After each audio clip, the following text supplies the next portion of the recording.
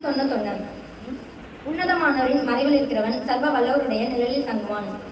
நான் கர்த்தரை நோக்கி, நீர் என் அடைக்கலம், என் கோட்டை, என் தேவன், நான் நம்பியிருக்கிறவர் என்று சொல்லுவேன். அவர் உன்னை வேடனுடைய கண்ணிக்கும் பாலாக்கும் கொள்ளை நோய்க்கும் தப்புவிப்பார்.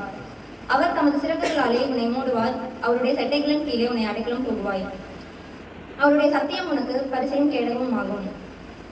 இரவில் உண்டாகும் பயங்கரத்திற்கும் பகலில் பறக்கும் அம்புக்கும் இருளில் நடமாடும் கொள்ளை நோய்க்கும் மத்தியானத்தில் பாலாக்கும் சங்காரத்துக்கும் பயப்படாதிருப்பாய்.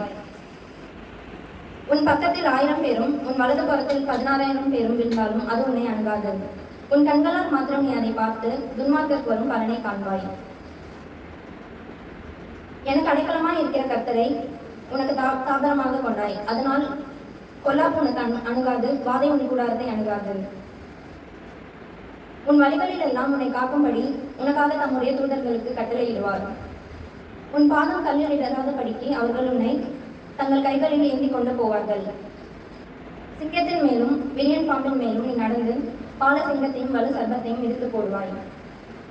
அவனை நிறத்தில் வாஞ்சையாய் இருக்கிறபடியால் அவனை விடுவிப்பேன். என் நாமத்தை அவன் அறிந்திருக்கிறபடியால் அவனை உயர்ந்த அடைக்கலத்தில் வைப்பேன். அவன் என்னை நோக்கி கூப்பிடுவான், நான் அவனுக்கு மறு உத்தரவு அருளி செய்வேன். ஆபத்தில் நானே அவனோடு கூட இருந்து அவனை தப்புவித்து அவனை கனப்படுத்துவேன்.